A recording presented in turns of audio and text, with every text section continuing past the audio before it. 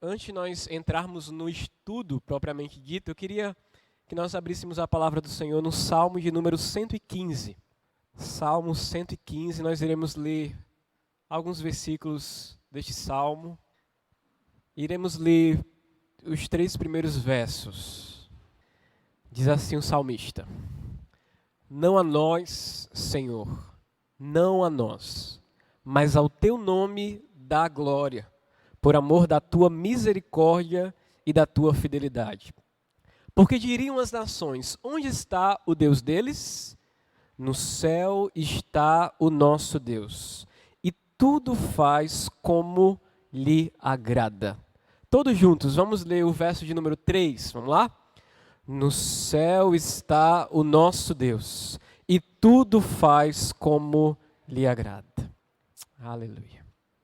Irmãos, este salmo, pelo menos no início dele, a gente vai ver no decorrer da poesia do salmista que ele evoca, ele traz à tona a soberania de Deus.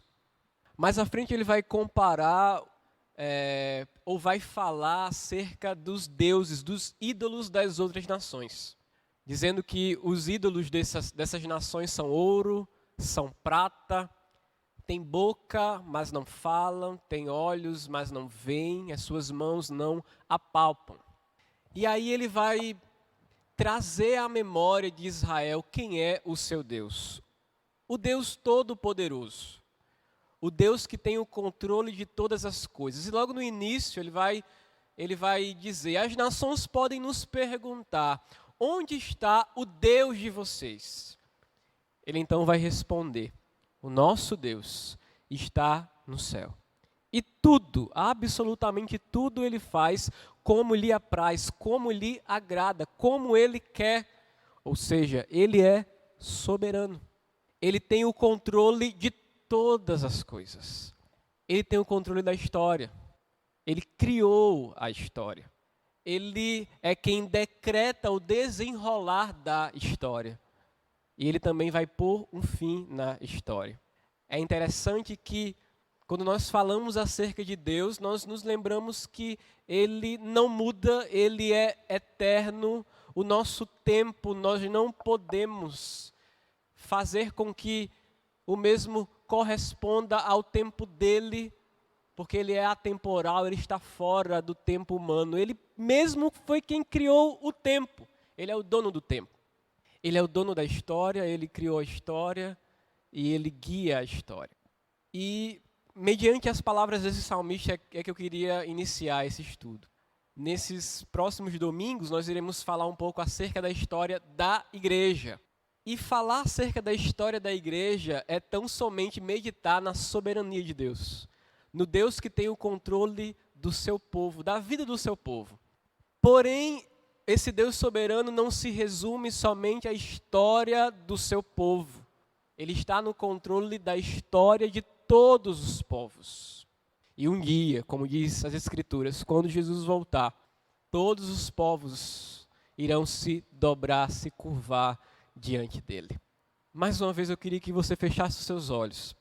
E nós iremos orar em cima desse texto. Nós falamos de história, mas que possamos nos lembrar nesta manhã que ele não está somente no domínio, no controle da história do universo, mas também da nossa história, da nossa vida. O Senhor continua assentado no trono. E se ele está assentado no trono, é porque ele governa todas as coisas. Ele tem o controle da minha e da sua história. Deus, nós te louvamos mais uma vez e reconhecemos a tua soberania nessa manhã. Sabemos quem tu és o Deus Todo-Poderoso. Continuas assentado no trono e para sempre reinarás. Todos um dia se curvarão diante da tua presença, diante da tua santidade e reconhecerão que somente tu és o Deus Todo-Poderoso. Nos ajude, Senhor, a descansar nessa soberania, a confiar nessa soberania, a entender todos os dias que tu estás no controle de tudo e de todos. Nos lançamos diante do Senhor e rogamos, continua nos abençoando e nos fazendo crer que a vontade do Senhor, ela é a melhor para as nossas vidas. Em nome de Jesus. Amém. Eu quero iniciar fazendo uma pergunta para os irmãos. Quando você estudava no ensino fundamental, no ensino médio, história era a sua matéria preferida? Na maioria dos casos, nós não suportávamos história. Não é assim?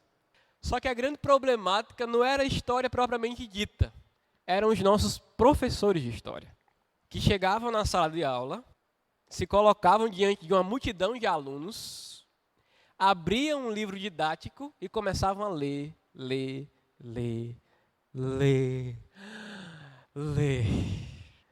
E o que a gente fazia? Dormir. Ou então, pegava o pincel ou o giz naquela época, tome questionário, 10 questões, não é? Tinha uns que passavam dos limites e, além de colocar no quadro as perguntas, já davam as respostas para nós decorarmos e fazermos as provas. Outros enchiam o quadro de texto e mais texto, e mais texto, e mais texto. Ou seja, as aulas de história enfadonhas, cansativas, insuportáveis, chatas, terríveis. Imagine um aluno de, na época, quinta série, hoje sexto ano, como eu, chego na quinta série, não é? Saindo do Fundamental 1. Fundamental 1 a gente só tem no máximo 2, 3 professores, é somente uma professora para a turma toda, nada de novo, tudo a mesma coisa todo dia, aí entrando na adolescência, quinta série, a criança começa a se achar, vou ter um bocado de professor agora, várias disciplinas, várias matérias. Tem lá, história. Aí no meu caso, como será a aula de história? O que é que esperar da disciplina de história? Entra uma senhorinha, com um coquezinho na cabeça, um óculos com a lente desse tamanho, uma saia lá embaixo nos pés, abre um livro didático e começa a falar de história.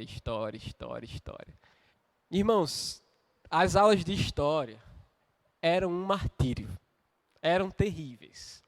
Até que, passando o fundamental, chegando o ensino médio, no meu caso, entraram outros professores na escola que trouxeram uma perspectiva diferente do que é estudar a história, a partir de uma noção de contextualização.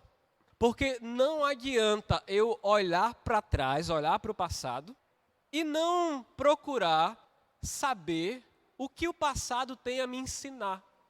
Eu preciso, então, contextualizar, trazer vida ao que estou ensinando. O que é que isso tem a ver comigo? Se eu estudo que os gregos eles foram uma grande civilização, um grande povo que contribuiu de forma estrondosa para o desenvolvimento da sociedade ocidental, o que é que eu tenho a ver com isso? Eu lá quero estudar acerca dos gregos. Isso vai mudar o que na minha vida?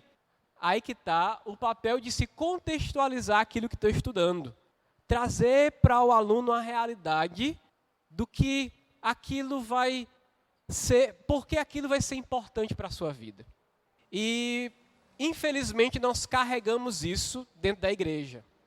Por não gostarmos das aulas de história na escola, por não gostarmos das aulas dos nossos professores na escola, quando a gente fala de história da igreja, deixamos de lado, não queremos saber, não nos importamos, porque nos remetemos ou nos relembramos aquilo que nós passamos na escola. E certa vez, aí aconteceu, eu fui fazer o curso de História. E tive a oportunidade de, ainda fazendo o curso, dar aula. Sexta série, lá estava eu, na realidade, sexto ano, antiga quinta série. Lá estava eu no sexto ano, em uma segunda-feira, 7 horas da manhã, para dar aula de História para um bocado de guri de 10, 11 anos de idade. Assim que eu chego na sala de aula, me apresento como professor, digo qual era a disciplina e quais são os objetivos que a disciplina ela trazia para que estudássemos durante todo o ano. uma menina, uma criança, se levantou e disse: professor, para que estudar história? Imaginem comigo, uma criança falando. Qual o objetivo de estudar história? Professor, eu quero saber do futuro, tecnologia. Eu quero saber do que vai acontecer. Para que estudar o passado? Não, isso é coisa de careta, isso é coisa de velho. Passado é para museu, professor. Ela disse isso. E eu pude então iniciar a aula com base no argumento dessa aluna, fazendo-a entender o porquê estudar história. Na verdade, os historiadores, eles têm um papel ímpar na sociedade. Os historiadores, eles estão aí para nos lembrar o que nós fazemos questão de esquecer. Esse é o papel fundamental do historiador. Nos lembrar daquilo que nós fazemos questão de esquecer. E por esquecermos muitas coisas, caímos, terminamos nos comprometendo em contextos, em episódios, que se tivéssemos aprendido com a história, não teríamos errado novamente. Sabe aqueles erros pontuais que a gente está sempre repetindo? Poxa vida, a história ela está aí para nos ensinar a não errar novamente. E por que estudar a história da igreja? Pessoal, pasmem, existe crente dentro da igreja que não sabe definir o que é protestantismo. Eu sou protestante. Aí se chega alguém para você e pergunta: por que você é protestante? Porque eu protesto? Protesto o quê? Como assim protesto? Ou seja, muitas pessoas não sabem definir ou não sabem explicar acerca da sua própria história como cristão, como crente, como servo de Deus. E isso é preocupante, porque pelo fato de colocar de lado a história, muitas vezes nós nos envergonhamos diante dos outros, diante da sociedade, por não termos nos nossos lábios a resposta que eles precisam ouvir. Por que eu sou protestante? Ora, o cristianismo hoje ele se divide em 3 grandes eixos. O cristianismo católico romano, o cristianismo ortodoxo grego e o cristianismo protestante. Por que eu não sou católico romano? Por que eu não sou ortodoxo grego? Por que eu sou protestante? Eu preciso saber diferenciar isso. Eu preciso saber explicar isso. O que é o Betel brasileiro? De onde nasceu a minha igreja? Por que eu pertenço a essa denominação e não à presbiteriana? E não à Assembleia de Deus? E não à congregacional? O que diferencia o Betel brasileiro de uma presbiteriana, de uma congregacional, de uma Assembleia de Deus, de uma batista? Por que tantas denominações? Por que algumas igrejas têm essa liturgia e outras possuem uma liturgia totalmente diferente da minha? Por que o meu batismo aqui é por imersão e não por aspersão? Por que eu sou protestante? Por quê? Por quê? É necessário sabermos as respostas para essas perguntas. Porque estudar história diz respeito totalmente à nossa identidade. E história não se resume a datas somente. Eu não sou obrigado a estudar história, decorar datas. Porém, existem algumas datas que são importantes para a minha vida, para a sua vida. Como, por exemplo, a data do seu aniversário, a data em que você se casou, a data do aniversário da sua mãe, do seu pai. Existem datas importantes. E na história da igreja existem também datas importantes que eu sou obrigado a saber. Repito, obrigado a saber. Porque diz respeito à minha identidade, quem eu sou. Se eu não souber quem eu sou, como sobreviver? Como continuar? Como prosseguir? História eclesiástica, história da igreja é de suma importância para o rebanho. Eu preciso saber, no mínimo, o desenrolar, todo o desenrolar daquilo que o Senhor de forma soberana fez na vida do seu povo. E nessa manhã, de forma bem sintética, de forma bem resumida, panorâmica, geralzona mesmo, eu queria compartilhar com vocês 1.500 anos de história. Só que é o seguinte, a gente vai, no próximo domingo, falar de forma mais específica, detalhada, acerca da reforma protestante na Alemanha, com Martinho Lutero, certo? Só que hoje é necessário contextualizar, saber por que aconteceu a reforma. Não adianta a gente entrar já no assunto propriamente dito, falar a reforma foi isso, Martinho Lutero fez isso, Calvino fez isso, não. É necessário contextualizar, saber por que aconteceu a história.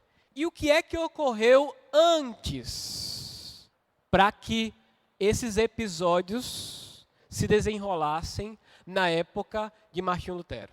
Então, hoje eu queria revisar com vocês 1.500 anos, ok? Primeiro, por que é importante estudar a história da igreja? Vou citar aqui a história da igreja como uma síntese. Deus está sentado no trono. Quando eu estudo a história da igreja, eu percebo o soberano Deus controlando todas as coisas. Desde o Éden, passando pela igreja do Novo Testamento até os dias de hoje. Qual o valor da história da igreja? Ela tem o poder de sintetizar a ação soberana do Espírito Santo sobre a vida do seu povo. Quando eu olho para trás, eu percebo o Espírito Santo conduzindo todas as coisas. Quando eu olho para o agora, para o presente, ele continua conduzindo todas as coisas. E o futuro será assim também. Segundo, a história da igreja é um auxílio para a compreensão do presente. Eu só entendo hoje o porquê do agora, o porquê do que acontece diariamente quando eu estudo o passado. Eu explico o presente olhando para o passado. Terceiro, a história da igreja é como um guia. Ela nos direciona, ela nos leva para algum lugar. E é interessante que, quando eu estudo a história da igreja, eu devo avaliar onde eu estou errando e como eu preciso continuar para prosseguir. Porque nós temos uma vantagem em estudar a história da igreja. Muita gente já errou no passado, já falhou no passado. O que é que eu posso fazer então? Aprender com as falhas, aprender com os erros dos que me antecederam para não cair nos mesmos erros, nas mesmas falhas. E a igreja de Cristo na terra, irmãos, falhou demais. Quando eu olho para trás e percebo esses erros e vejo que, na maioria das vezes, erramos também como eles, aí é que nós precisamos reconhecer que necessitamos nos ajustar para continuar prosseguindo. A história da igreja também serve como uma força motivadora. Se eu estudo, por exemplo, os mártires, homens e mulheres de Deus que morreram no Coliseu Romano por causa de Jesus, eu sou incentivado a continuar perseverando na fé cristã. Por qualquer besteira eu quero desistir. Eu não quero vir à igreja, eu quero sair do ministério. Homens e mulheres de Deus foram mortos por leões, por ursos, feras, pendurados em estacas, queimados vivos, por causa de Jesus. Quando eu estudo acerca de Policarpo, de Esmirna, por exemplo, eu sou motivado a perseverar, a continuar, a ir adiante. Homens e mulheres de Deus que morreram por causa da obra do Senhor. A história da igreja também serve como uma ferramenta prática. Por exemplo, nós estamos estudando aqui nos domingos pela manhã a autobiografia de Deus, os atributos de Deus. Deus é santo, Deus é eterno, Deus é soberano. Falamos também sobre Trindade, Deus é um e é três ao mesmo tempo. Está tudo muito bonitinho, sistematizado para mim. Eu posso ir na livraria, comprar um livro de teologia sistemática, está lá a definição do que é Trindade, os versículos bíblicos para que eu possa comprovar o argumento. O pastor vem e expõe o estudo, eu aí sentado, recebo tudo muito lindo, tudo muito obrigado. Trindade é isso. Jesus é 100% homem, Jesus é 100% Deus. Mas lá atrás, no Concílio de Nicéia, em 325, e no Concílio de Constantinopla, em 381, homens de Deus se reuniram para dizer: Trindade é isso, ou a Bíblia fala acerca disso em relação à Trindade. A natureza de Cristo é essa. Ou seja, eles ratificaram o que a igreja cristã deveria crer, o que a Bíblia ela externava diante das heresias que estavam querendo acabar com a igreja na época. Ou seja, quando eu estudo Trindade, seria também muito proveitoso voltar para a história e ver a igreja do Senhor discutindo acerca da Trindade há muito tempo atrás, no século IV.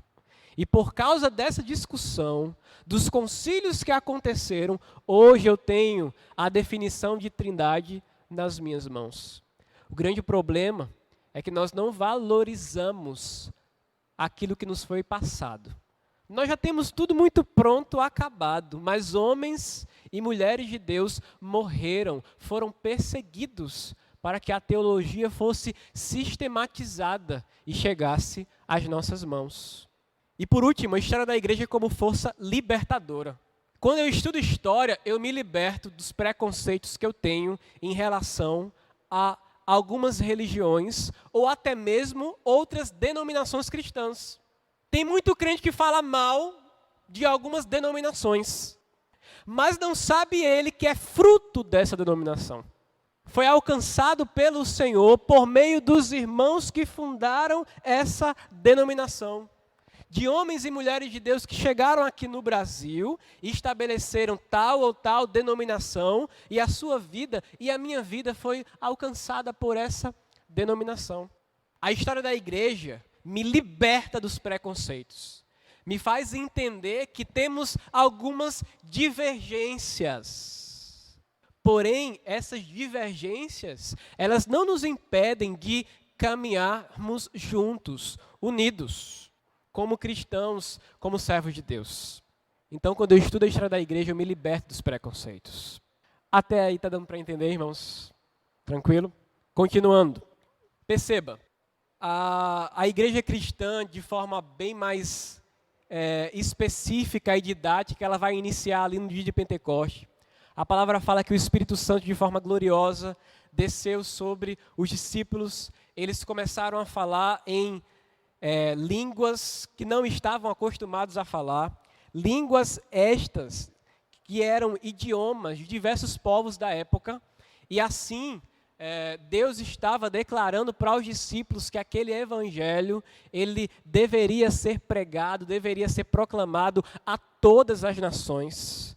Quando os discípulos receberam aquelas línguas, Deus estava revelando para o povo da época que esse evangelho chegaria a toda a terra. E nós iniciamos aí então o período apostólico. Quando Jesus ele ascende aos céus, ele deixa para os seus apóstolos a missão de divulgar essa mensagem. E então os discípulos vão divulgar a mensagem, a igreja do Senhor ela vai crescer. Igreja, na verdade, a igreja é composta pelo povo de Deus do passado, do presente e do futuro. Os nossos irmãos do Antigo Testamento também eram igreja, também era povo de Deus.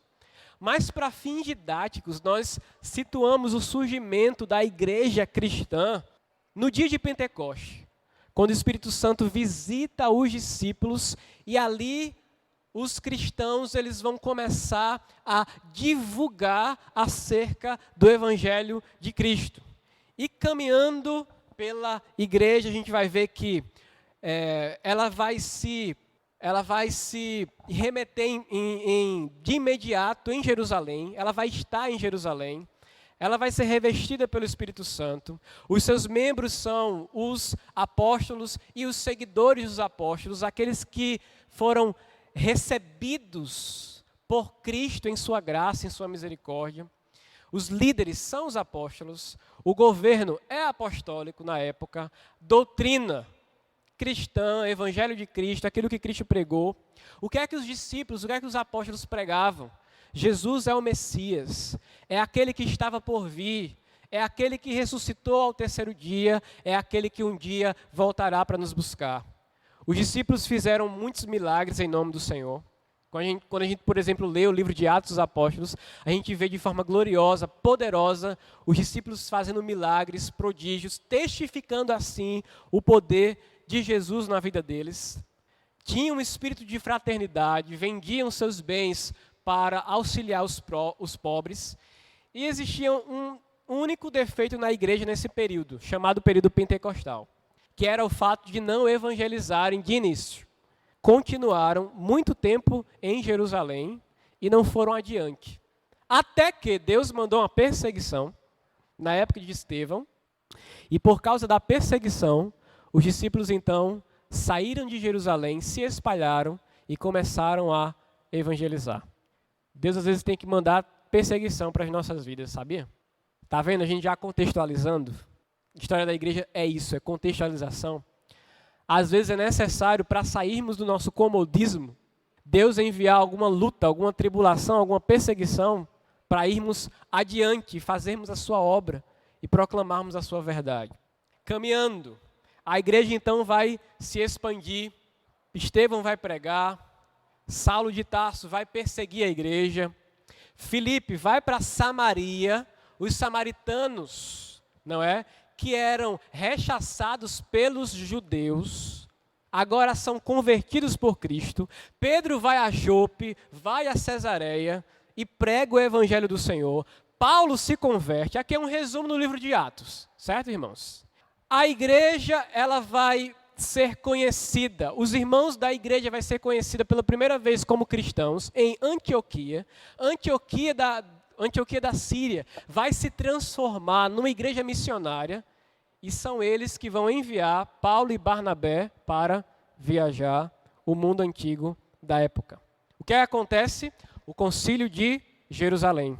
Muita gente que não era judeu se convertendo. E agora, o que fazer com esse povo? Vamos mandar circuncidar? Vamos mandar continuar obedecendo a lei de Moisés? Não. Se faz um concílio, uma reunião, onde todos os apóstolos, os principais líderes da igreja estavam presentes, e é dito que o que os irmãos deveriam evitar era somente animais sacrificados a ídolos. O sangue desses animais não precisavam serem circuncidados e eles seriam bem recebidos agora na igreja cristã. Os novos irmãos que não eram mais judeus. A barreira étnica, então, ela foi quebrada. Ela foi colocada por terra. A igreja, então, agora está entre os gentios. Temos as principais autoridades da igreja. Paulo, Pedro, Tiago. Tiago aqui é o irmão de Jesus. São caricaturas, claro. Paulo conhecido como o maior missionário, o maior evangelista, o maior implantador de igreja, o maior teólogo. Pedro como o grande líder dos apóstolos, se bem que na Bíblia a gente não vê ele dizendo que era líder, mas sempre tomando a frente do colégio apostólico. Tiago, o irmão de Jesus, vai se tornar um dos pilares mais importantes da igreja de Jerusalém. Ele é conhecido como Tiago, joelhos de camelo. Seus joelhos eram duros, porque passava inúmeras horas orando, buscando a Deus. Um homem piedoso, que só se converteu depois que Jesus ressuscitou. Temos aí as viagens missionárias de Paulo, a igreja vai se expandir e, por causa dessa expansão, dentro do Império Romano, perseguição. Eu tinha um povo dentro do meu império que dizia que existe somente uma pessoa que deve ser adorada, Jesus, o Cristo. Só que eu, como imperador, quero ser adorado. Quero que você vá até a praça pública e queime diante da minha imagem, da minha estátua, incenso e declare que eu sou o Senhor. Os cristãos não faziam isso. Não adoravam o imperador. E também por causa disso passaram a ser perseguidos. e a serem difamados e acusados de diversas coisas, como, por exemplo, canibalismo. Os cristãos são canibais, porque pregam aí que nós devemos comer da carne. O comer da carne aqui é Santa Ceia. E para os romanos, os cristãos eram canibais. Além disso, eles eram sanguinários, bebê do sangue. Além disso, eles eram infanticidas, porque o seu Deus nasceu como um menino e o seu Deus morreu, ou eles matavam crianças. Começaram a ser acusados disso. Também foram acusados de incesto, porque, por exemplo, a minha esposa é a minha irmã em Cristo. Então eu mantenho relação sexual com a minha irmã em Cristo. Eu estou praticando incesto. Olha só o que estava na cabeça dos romanos. Até que um grande incêndio assola Roma. E de 12 bairros de Roma, somente 2 ou 3 não foram atingidos por esse grande incêndio. Esses 2 ou 3 bairros tinham como população predominante judeus e cristãos. Muitas pessoas da época estavam dizendo que foi o próprio imperador Nero que mandou incendiar Roma. Para Nero escapar dessa acusação, ele precisava de um bode expiatório. E quem foi o bode expiatório? Os cristãos. Passaram então a serem perseguidos. Uma perseguição que de imediato é local e passou a ser esporádica. As primeiras perseguições são mais locais, são mais esporádicas, vão se generalizar depois. Mas a partir daí, você sabia de verdade quem era crente e quem não era. Porque ser cristão não era uma tarefa muito fácil. Publicamente dizer ser seguidor de Cristo é estar preparado para amanhã morrer. Hoje em dia é muito simples, é muito fácil dizer eu sou evangélico, eu sou protestante. Até é visto como status. Ter religião na sociedade diz respeito a uma pessoa que faz parte de algum gueto, de algum grupo social, e esse grupo social tem suas características, tem suas especificidades. É bom fazer parte de determinado grupo religioso, mas aqui não era bom coisa nenhuma. Ser cristão era questão de vida ou morte. Na verdade, era questão de morte. Por isso, quem se convertia nessa época, se convertia de verdade. Não era algo somente nominal, como temos muito hoje em dia em nossas igrejas. Era de verdade. Está preparado para ser perseguido. Vem então perseguição nessa época. Temos aqui o martírio de alguns dos discípulos, ou dos 12. A tradição da igreja fala que Pedro foi crucificado de cabeça para baixo. André foi crucificado na Caia. Tiago, filho de Zebedeu, foi morto por Herodes Agripa. Está lá no livro de Atos dos Apóstolos. João escreveu os 5 evangelhos do Novo Testamento, morreu em Éfeso 100 anos depois de Cristo. Foi o único que não foi martirizado, mas sofreu por causa do Senhor, sendo exilado. Filipe foi crucificado na Ásia Menor. Mateus, o evangelista, a tradição fala que ele foi pregar na Etiópia, Pártia e na Pérsia. Nós não sabemos onde possivelmente ele morreu. Tomé, o incrédulo, foi parar na Índia, lá nos elefantes. E possivelmente lá foi morto, pregando a palavra do Senhor.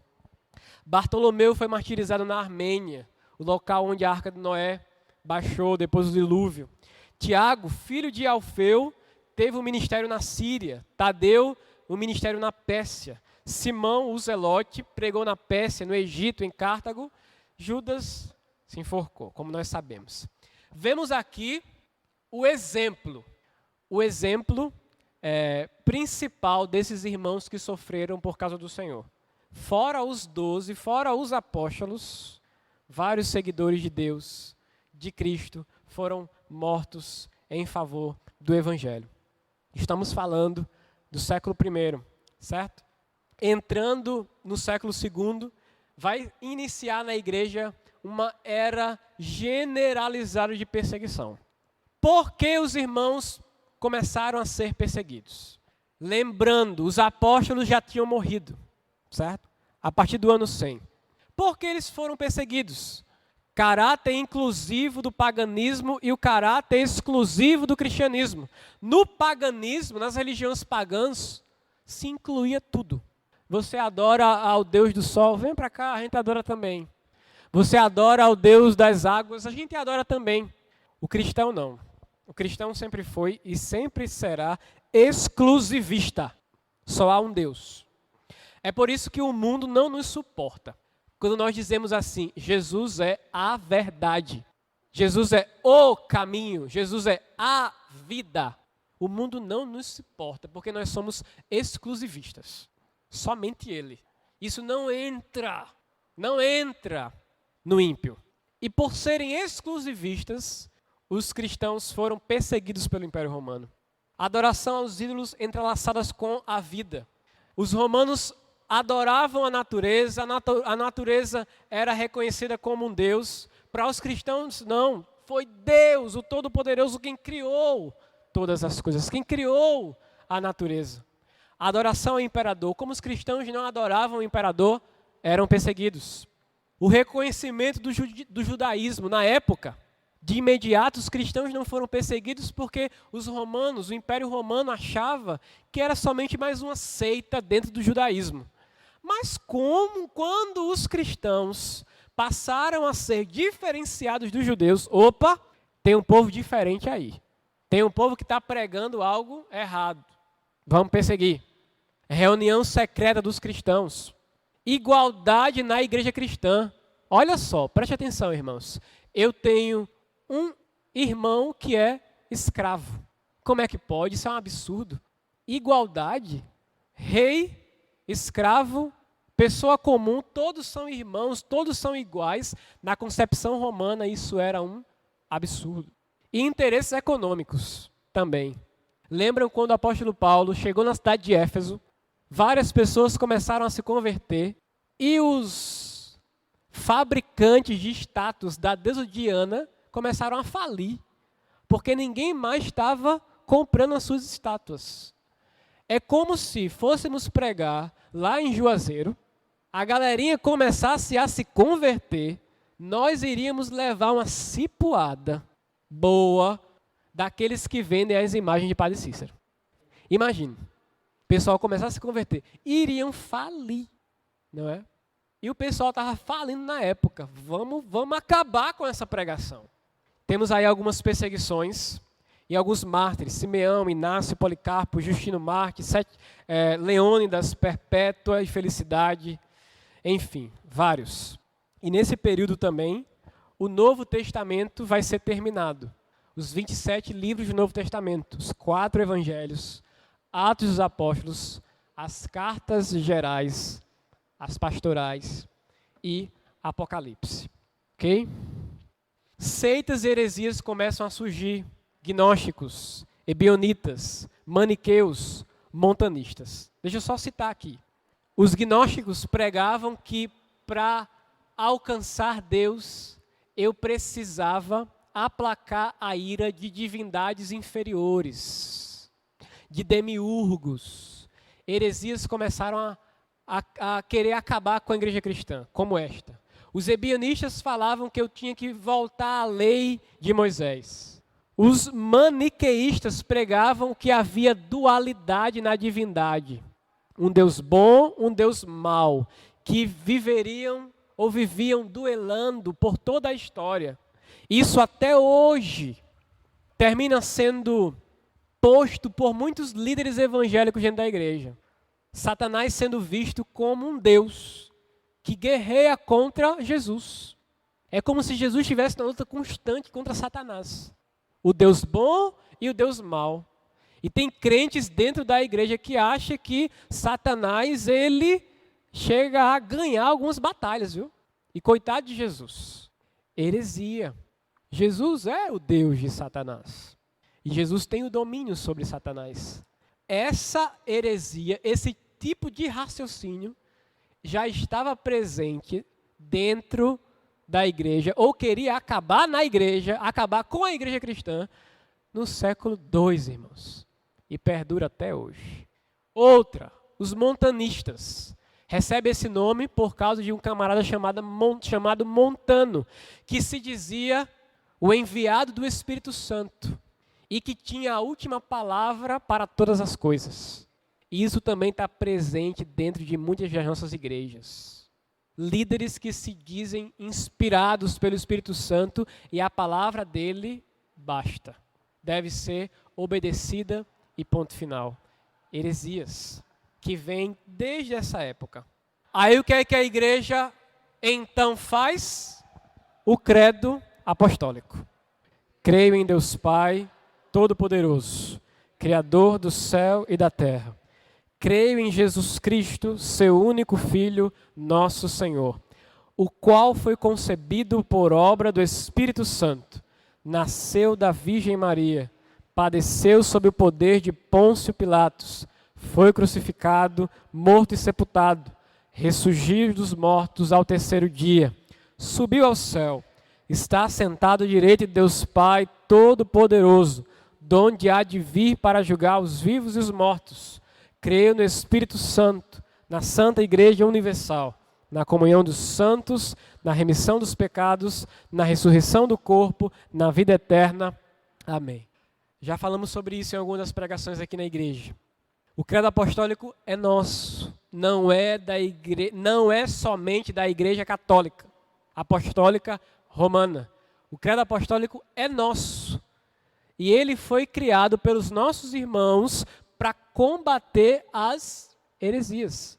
Nós devemos ter o credo apostólico decorado, para que quando as pessoas vierem a questionarem, a perguntarem acerca da nossa fé, dizermos o credo, certo? E aqui o credo vai acabar com as heresias. O credo apostólico ele é trinitário, creio em Deus Pai, creio em Jesus Cristo, creio no Espírito Santo, Trindade, Deus Pai, Todo-Poderoso, aquele que criou tudo, os céus e a terra. Se ele cria a terra, ele cria o que é material, o que é físico. E os gnósticos pregavam que aquilo que é material, aquilo que é físico, é maligno. O meu Deus criou o físico, criou a terra. Creio em Jesus, seu Filho. Se ele é Filho, ele é divino. O meu Cristo é Deus. Ele é Senhor, ele é Kyrios, Senhor, e não o imperador romano. Foi concebido por obra do Espírito Santo. Algo sobrenatural, ou seja, nele não há pecado, porque como a palavra fala, o Espírito Santo envolveu Jesus na madre de Maria. Ele nasceu da virgem, concepção de uma mulher, ou seja, ele é homem. Ele é Deus, ele é homem. Padeceu sob Pôncio Pilatos. Quem foi Pôncio Pilatos? Governador da Judéia. Um personagem histórico. O meu Cristo viveu realmente. Ele é um personagem da história, está dentro de um contexto histórico. Foi crucificado, morte expiatória, morto, sepultado, humilhação de Cristo. Ressurgiu dos mortos, ressurreição. Subiu aos céus, a ascensão. Está assentado à direita de Deus Pai Todo-Poderoso, glorificação. Donde há de vir para julgar os vivos e mortos, juízo final. Creio no Espírito Santo. O Espírito Santo é Deus como Pai, como Jesus. Na Santa Igreja Universal. É a mesma coisa que católica. Católica quer dizer universal. Na comunhão dos santos. Unidade da igreja cristã, onde não há mais separação entre gentio e judeu. Remissão dos pecados. Ressurreição do corpo. Quando Jesus voltar, o meu corpo vai ressuscitar. E na Nova Jerusalém eu vou andar com os meus pés físicos. Acaba com a heresia gnóstica também, que fala que a carne é má. Na vida eterna, amém.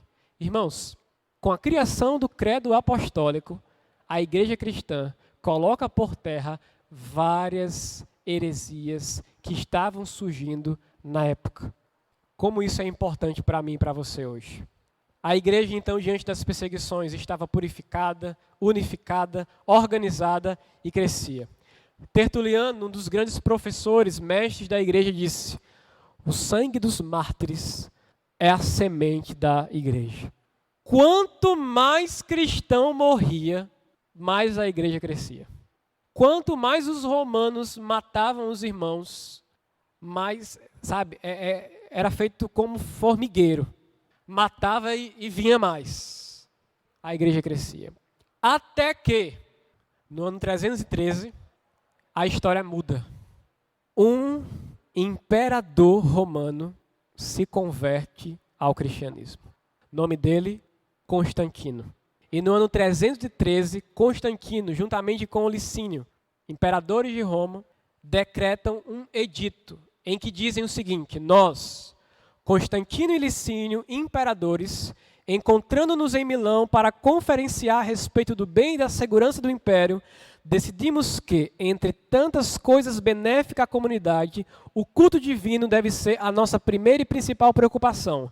Pareceu-nos justo que todos, os cristãos inclusive, gozem de liberdade de seguir o culto e a religião de sua preferência. Temos agora o primeiro imperador cristão. Olhem só, antes eu era perseguido, agora o imperador é crente. Só que, peraí, essa conversão ela é contestada. Porque ninguém sabe se de fato Constantino se converteu de verdade. Como ele era um grande estrategista político e via que os cristãos estavam se proliferando, era muito melhor para o império aderir a essa grande novidade que estava sendo evidenciada. Ele vai batalhar, ele vai guerrear, e a história conta que, numa das batalhas, ele vê o símbolo da cruz no céu e escuta uma voz dizendo: com este símbolo vencerás. Ele então coloca a imagem da cruz nos escudos dos seus soldados, vai guerrear contra os seus opositores, vence a batalha e, a partir daí, se converte ao cristianismo. Repetindo, essa conversão ela é contestada, porque Constantino, apesar de se dizer cristão, ele continua praticando muita maldade na época do seu império. E somente deixa para ser batizado no leito da sua morte, porque cria, assim como muitos na época, que o batismo tinha o poder para apagar todos os pecados do passado. Então é melhor deixar para me batizar quando for morrer, porque os meus pecados praticados serão então apagados. Nós temos um novo status da igreja, o imperador nominalmente cristão. E por causa disso as perseguições vão acabar. Quais foram os bons resultados para a igreja nessa época? Fim da perseguição, as igrejas que antes tinham sido destruídas foram restauradas, fim dos sacrifícios pagãos, dedicação de templos pagãos ao culto cristão, doação ou doações às igrejas, privilégios concedidos ao clero, proclamação do domingo como dia de descanso. Na verdade, os cristãos eles já se reuniam no domingo ao Senhor. O domingo era considerado o dia do Senhor, mas Constantino proclama o domingo como feriado imperial. Esses privilégios concedidos ao clero, de imediato, foi bom porque os líderes da igreja, eles passaram a ser conselheiros dos líderes romanos, do imperador. Porém, isso vai trazer malefícios depois. Porque nós estamos contemplando a partir de agora o casamento entre igreja e Estado. Irmãos, e foi um grande problema esse casamento. A igreja se envolvendo nas coisas do Estado e o Estado se envolvendo nas coisas da igreja. Porém, o fato dos cristãos eles serem a partir de agora, ou terem a partir de agora, o privilégio de cultuarem o seu Deus, trouxe alguns benefícios também para o Estado, para o Império. Crucificação abolida. A crucificação, que era uma pena de morte, possivelmente vinda da Pérsia, passou a ser abolida. Até porque se o meu Deus morreu numa cruz, eu não posso mais matar as pessoas numa cruz, que era uma pena de morte na época considerada terrível, onde homens e mulheres passavam dias e dias ali crucificados até agonizarem e morrer. repressão do infanticídio. Na época romana, quando nascia alguma criança com deficiência física, ela era jogada despenhadeiro abaixo. Só deixavam sobreviver crianças sãs. O infanticídio, então, vai ser reprimido, porque o meu Deus, ele nasceu como uma criança. As crianças também deveriam ser valorizadas. Isso foi bom para o Estado. A influência no tratamento dos escravos vai melhorar, porque agora os escravos vão ser vistos no Estado também como meu irmão, como meus irmãos. A escravidão aqui não vai acabar. Não, Roma não acaba com a escravidão. Mas os escravos vão ser de uma forma melhor tratados. E lembrem aqui que escravidão não está relacionada com cor da pele, como a escravidão moderna, no século XV, XVI, dos negros, dos africanos. Se tornava escravo quem devia alguma coisa para alguém, ou então se eu invado um território e subjugo um povo, esse povo vai se tornar meu escravo. Eu poderia ser branco de olhos azuis e ser escravo também. Proibição dos duelos de gladiadores. Na época, o pessoal ia para as arenas, para o Coliseu, para ver dois homens lutarem até morrer, né? Tipo o UFC moderno, né? Que nada contra o UFC, ou quem assiste, quem gosta, mas um dando no outro até sangue escorrer e gente torcendo e gritando por aquilo. Eu acho meio exagerado, meio complicado, mas está aí, não é? O duelo de gladiadores ele foi abolido nessa época. A graça era ir para os teatros e ver os gladiadores morrendo. Ou os infratores serem comidos por feras. O governo imperial tinha uma política de pão e circo. Vamos dar trigo, vamos dar pão para as massas. E vamos alegrar as massas com festas. Né? Vamos fazê-los esquecer dos seus problemas, das suas dificuldades. E vamos dar a eles futebol. Né? Lembram da Copa do Mundo aqui no Brasil? A gente passando por uma crise desgraçada e o pessoal reunidos em estádios caríssimos para ver homens correndo atrás de uma bola jogar futebol. Nada contra o futebol, contra o esporte propriamente dito. Mas aquilo que as pessoas ou que o governo faz do esporte para nos alienar não é brincadeira. E estamos lá assistindo o futebol com o preço do feijão 13, 14, 15 reais. Alienação. Vem desde o Império Romano e continuamos caindo nas mesmas práticas. Só que teve alguns maus resultados para a igreja. Por quê? Todo mundo agora passou a estar na igreja. Ora, o imperador é crente. Eu vou ser crente também. Virou status. Não haveria mais um crivo de que eu sou crente, amanhã eu estou preparado para sofrer perseguição ou para morrer no Coliseu. Não, todo mundo agora é cristão.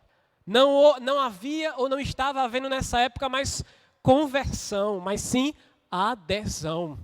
E é o que existe muitas vezes em nossas igrejas. Não há conversão, o encontro real com Cristo. Há adesão à liturgia, a uma prática, às programações, e não há conversão de verdade.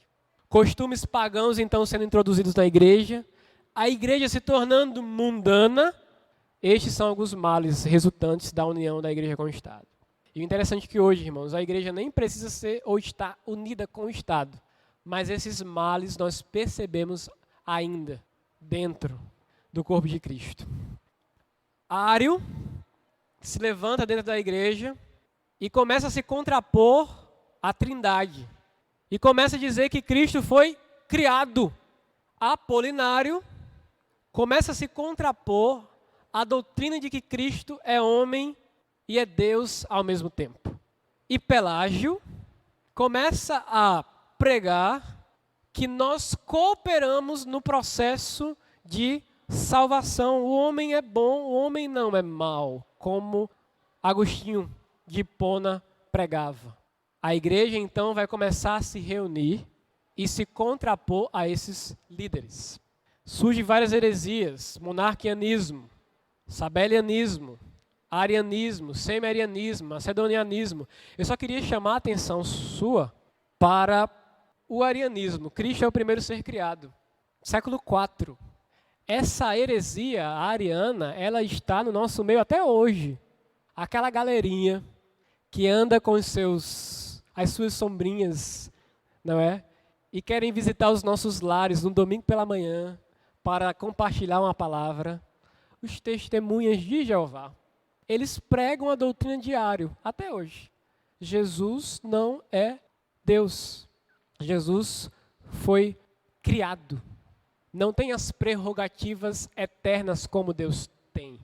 Outro aqui é o sabelianismo, modalismo ou patripacionismo. O único Deus que se revela de três maneiras. No Antigo Testamento como Pai, no Novo Testamento como Jesus, como Filho, e nos dias de hoje como Espírito Santo. Existe uma igreja que prega até hoje a heresia sabeliana. Lembram daquele grupo, ou daquela igreja chamada Voz da Verdade? Por toda a minha vida, ao Senhor eu louvarei. Eles pregam isso, que eles são unicistas, Deus é um só. E se revela como Pai, e se revela como Jesus, e se revela como Espírito Santo. Não distingue as três pessoas da Trindade. Aí chega um testemunho de Jeová na nossa casa, vem com as heresias deles, e às vezes dão um show de Bíblia na gente, irmãos. E a igreja cristã, no século IV, já combateu todas estas heresias. E nós caímos nas mesmas práticas, primeiro, por não estudar a Bíblia, segundo, por não estudar a história da igreja. E não aprendermos com os nossos irmãos que já resolveram esses problemas há muito tempo atrás. Heresias acerca de Cristo, heresias acerca da salvação. Pelágio pregava que o homem nasce necessariamente bom e é capaz de fazer o necessário para a salvação. Quem se contrapunha a isso era Agostinho, que dizia que o homem está morto no pecado, a salvação é totalmente pela graça de Deus, a qual é dada apenas aos eleitos. A igreja vai ter que ratificar o seu ensino e confirmar a doutrina agostiniana na época. Não há bondade nenhuma no homem. Ele precisa ser alcançado pela graça de Deus. Ele não coopera no processo de regeneração. Só Deus pode fazer isso. Temos aí os concílios que a igreja fez para se contrapor às heresias. E nasce os mosteiros. Como a igreja estava mundana, alguns iam para o extremo, se enclausurar. Sair do meio da impiedade. Se isolavam da sociedade. Os monges eles foram muito importantes na história da igreja. Porém, alguns chegavam ao extremo. E isso também não era bom para a igreja. De um lado eu tinha os mundanos e do outro lado eu tinha os santarrões. De um lado eu tinha os crentes que um pé na igreja, um pé no mundo. Do outro lado eu tinha a elite espiritual que aqui ninguém toque, que eu sou o verdadeiro cristão. E até hoje também nós vemos isso na igreja, nas nossas igrejas.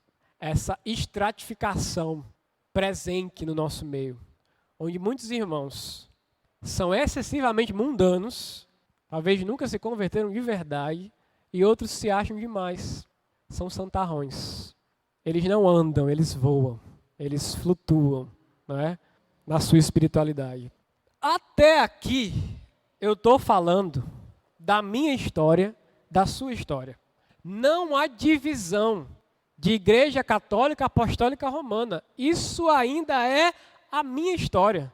Nós só teremos uma divisão inicial, mais na frente, em 1054, quando haverá o primeiro racha da igreja. Igreja ortodoxa grega, vai para o lado de lá, pá! E fica a igreja romana do lado de cá. E o terceiro grande racha vai ser somente em 1517, que a gente vai chegar lá com Lutero. Quando aí sim vai surgir a igreja protestante, ou o movimento protestante. Então eu estou falando aqui da nossa história. Vai ser desenvolvido o poder do bispo, do pastor de Roma. A palavra papa significa pai. E o bispo de Roma, o pastor de Roma, ele passou a ser conhecido como pai. E tomar para si as prerrogativas do pastor dos pastores, ou da igreja mãe das demais igrejas. Quais foram os fatores que contribuíram para a supremacia do pastor, do bispo de Roma? Pedro recebeu autoridade sobre a igreja. Isso é uma interpretação romana, certo? Tu és Pedro, sobre esta pedra edificarei a minha igreja. As portas do inferno não prevalecerão contra ela. Tu tens a chave do reino.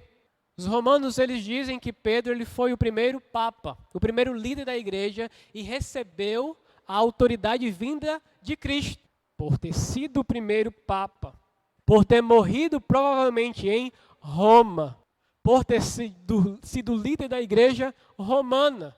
Todos os demais bispos que vieram depois de Pedro seriam também considerados como papa, como líderes. Os apóstolos passavam sua autoridade aos seus seguidores. Eles falavam isso. Sucessão apostólica. Pedro e Paulo, como eu já falei, morreram possivelmente martirizados.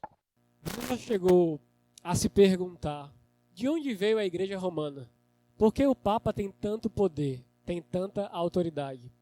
O que é a igreja romana? Vem daqui. Na verdade, nós saímos de dentro da igreja romana. Nós também estávamos nesse meio. E em 1517 é quando Lutero vai romper com a igreja romana. Os imperadores na época buscavam conselhos com os bispos de Roma.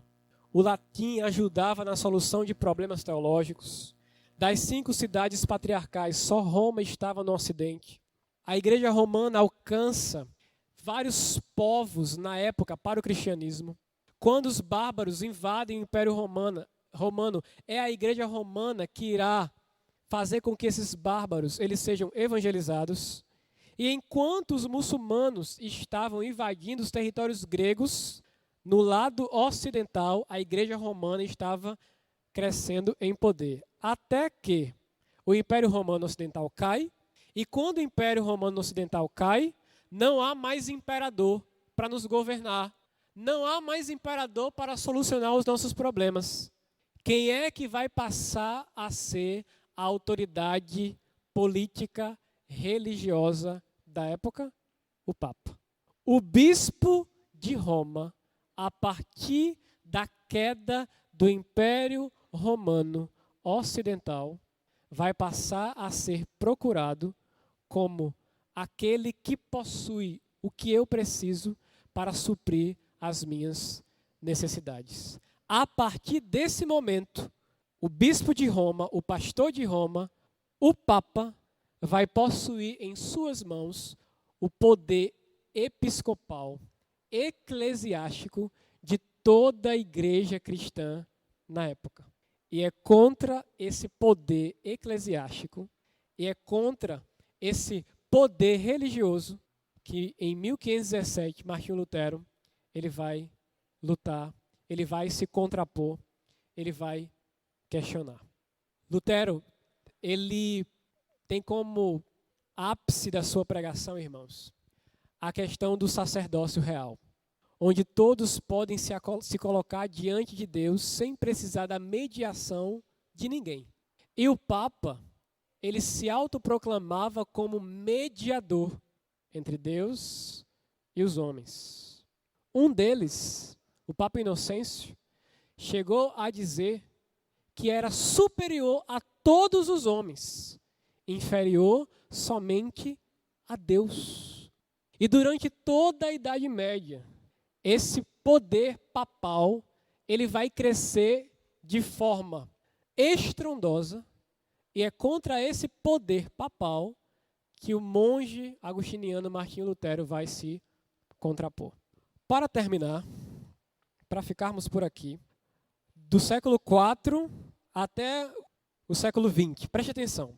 No desenrolar da história da igreja cristã, olha só as heresias que foram sendo instituídas na igreja. 310, reza pelos defuntos. 320, uso de velas na liturgia. 375, culto dos santos. 394, instituição da missa. Lembrando que cada missa proclama a morte de Jesus Cristo. Quando o padre está consagrando a hóstia e vai distribuir a Eucaristia aos membros da Igreja Católica, Jesus está morrendo mais uma vez. O sacrifício de Cristo está sendo repetido, certo? Na liturgia católica romana. 431, culto a Maria. 503, doutrina do purgatório. Um lugar de intermediação entre a terra e o céu, onde os mortos vão para lá para purgar os seus pecados, até chegar um momento em que os pecados são perdoados e assim eles podem ir à presença de Deus. 528, extrema unção. Os irmãos conhecem. O carinha está morrendo lá, chega o padre para benzer e está garantida a salvação. 607, Bonifácio III declara-se bispo universal, o bispo acima de todos os bispos. 709, obrigatoriedade de beijar os pés do Papa. 754, doutrina do poder temporal da Igreja. A Igreja não possui somente um poder espiritual, mas também um poder temporal, físico, a partir daqui, do agora. 783, adoração das imagens e relíquias. 850, uso da água benta. 890, culto a São José. 993, canonização dos santos. 1003, instituição da festa fiéis defuntos. 1074, celibato sacerdotal. Quem é líder da igreja não pode se casar. 1076, dogma da infalibilidade da igreja. A igreja não erra em seus decretos, em suas encíclicas. 1090, invenção do rosário. 1184, instituição da Santa Inquisição. Tribunal de ofício que ia atrás, perseguia e matava todos aqueles que se contrapunham contra a doutrina católica romana. 1190, venda de indulgências. O que eram indulgências? Documento que a igreja vendia, eu comprava por algumas moedas e esse documento me garantia um pedaço de terra nos céus. Se eu tivesse um dinheirinho a mais, eu poderia comprar também para o meu tio, para o meu avô, para minha mãe. Também tiraria minha família toda do purgatório e eles iriam para os céus. 1215, dogma da transubstanciação. O vinho se transforma no sangue de Cristo. O pão se transforma no corpo de Cristo. 1200, substituição do pão pela hóstia, onde o pão não seria mais distribuído. Ou melhor, substituição do pão pela hóstia.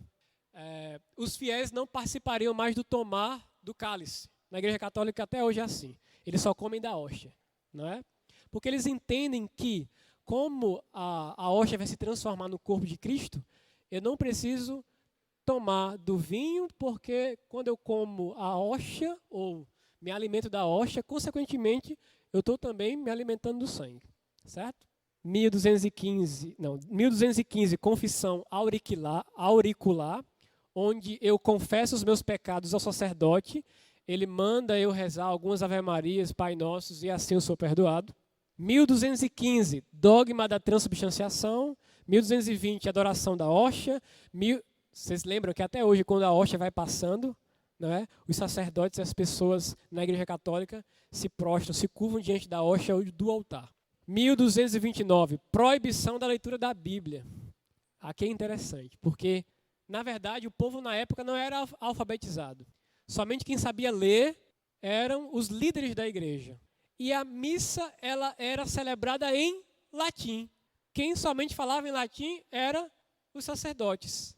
Eu ia para a igreja, não entendia nada absolutamente. Se o padre fez assim é porque eu fui abençoado e ponto final. Saía dali satisfeito. Porque minha fé estava apegada à fé dos outros.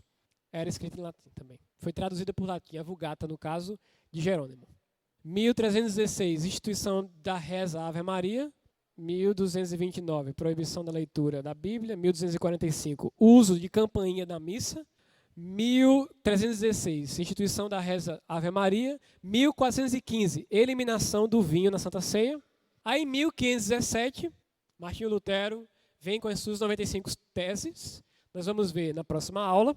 1546, continua. Doutrina que equipara a tradição à Bíblia, ou seja, para os católicos romanos até hoje, a Bíblia está no mesmo patamar da tradição da igreja, certo?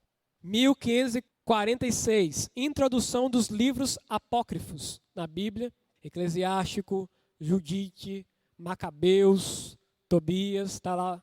Se você tem uma Bíblia católica em casa, você pode ver. 1600, invenção do escapulário. 1854, dogma da Imaculada Concepção de Maria. 1864, condenação da separação da Igreja e Estado. 1870, dogma da infabilidade papal. 1905, o Papa Pio X, anula qualquer matrimônio efetuado sem sacerdote católico romano. E em 1950, já recente, o dogma da ascensão de Maria. Certo? Ela subiu aos céus, assim como Jesus. Prestem atenção. Até 1500 é a minha história, é a sua história, é a nossa história. Até que em 1500, Deus levanta Martinho Lutero para se contrapor a todas essas heresias que estavam surgindo no seio da igreja cristã. E o movimento de reforma propriamente dito e o combate de Lutero contra todas essas heresias, a gente vai ver na próxima aula.